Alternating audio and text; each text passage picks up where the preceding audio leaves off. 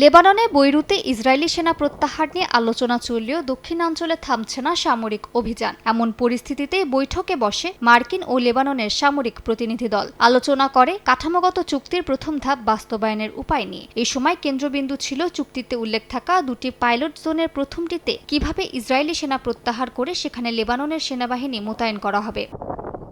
আগামী সপ্তাহে রোমে ইসরায়েল লেবাননের নতুন দফার আলোচনা হওয়ার কথা রয়েছে। তবে বৈঠকে লেবানন স্পষ্ট করে জানিয়ে দিয়েছে, পাইলট জোন থেকে ইসরায়েলি সেনা প্রত্যাহার না হলে আলোচনা এগোবে না। মার্কিন প্রতিনিধি দলকে লেবানন সেনাবাহিনী জানিয়েছে ওই এলাকাগুলোর নিরাপত্তার দায়িত্ব নিতে তারা প্রস্তুত। রোমের বৈঠকে লেবাননের প্রতিনিধি দলে সামরিক কর্মকর্তারা থাকবে না বলেও নিশ্চিত করেছে বৈরুত।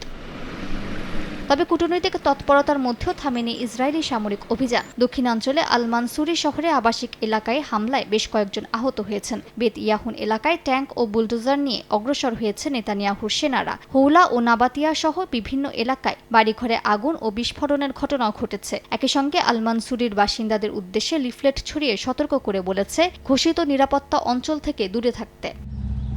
এদিকে ইসরায়েলের দাবি, তাদের নিয়ন্ত্রিত নিরাপত্তা অঞ্চলে ট্যাঙ্ক বিধ্বংসী ক্ষেপণাস্ত্র সরিয়ে নেওয়ার সময় হিজবুল্লাহর সদস্যদের লক্ষ্য করে হামলা চালানো হয়, যদিও হতাহতের সংখ্যা জানানো হয়নি। মালিহা সুহরওয়ার্দী, সময় সংবাদ।